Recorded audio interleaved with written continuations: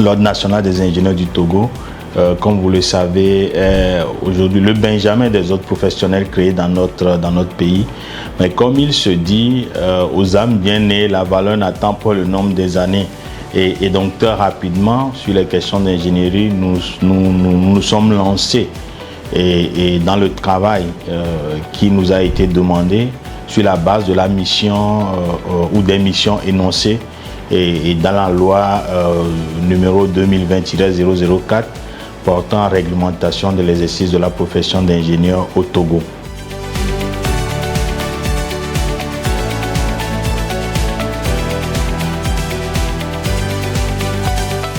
La mise en place aujourd'hui des comités techniques spécialisés répond à une exigence d'abord de structuration. Nous allons dire administrative par rapport à la mission de réglementation administrative, mais surtout de mobilisation des compétences nationales qui sont au sein de l'Ordre national des ingénieurs du Togo afin de faire face aux attentes et aux missions qui nous sont dévolues. L'Ordre national des ingénieurs du Togo se veut un ordre qui soit dans une dynamique de contribution au développement harmonieux du pays, donc du Togo, de notre pays. Donc on ne peut le faire qu'en ayant des outils qui soient adaptés à cette vision-là.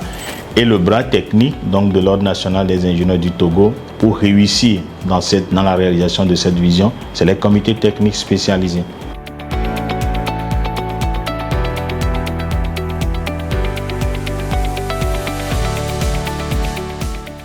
Nous avons mis en place 7 CTS.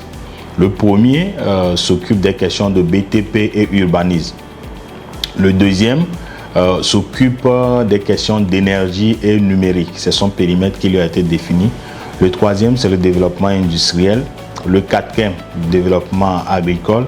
Le cinquième est consacré au périmètre qui gère les questions de l'eau et de l'assainissement. Nous avons les 2 derniers CTS qui sont consacrés à la formation. D'abord, le CTS numéro 6 qui est consacré au développement professionnel, donc la formation continue des ingénieurs.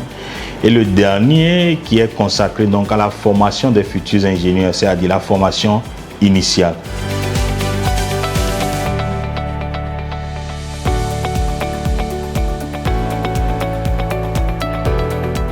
Le 8 novembre, nous avons fait une rentrée solennelle au cours de laquelle des lettres de mission ont été remises à chaque CTS. Et donc pour chaque CTS, il y a au moins de manière spécifique 3 objectifs qui sont attendus de chaque CTS avec des livrables qui soient concrets et utiles. Comme je le disais tantôt aux institutions, aux entreprises, mais aussi au développement des compétences des ingénieurs, aux écoles de formation technique et professionnelle et aussi au public.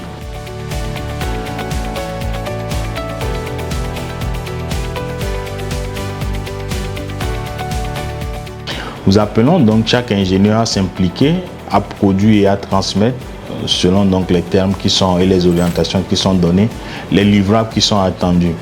Les partenaires techniques, les partenaires institutionnels, ce que nous les appelons peut-être à faire, c'est de reconnaître qu'il y a cette dynamique-là et de la soutenir. Et si possible, accompagner cette dynamique. Enfin, à l'endroit de la population également, c'est d'être informé qu'il y a cette dynamique de structuration sur les questions de développement pour ce qui concerne le secteur de l'ingénierie avec l'Ordre national des ingénieurs du Togo. Et s'il y a des apports à faire, s'il y a des questions à poser et s'il y a des avis à donner sur certaines questions, nous sommes ouverts à les recevoir, à les analyser et à apporter notre retour en tant que sachant de notre domaine pour les différents périmètres qui sont embrassés.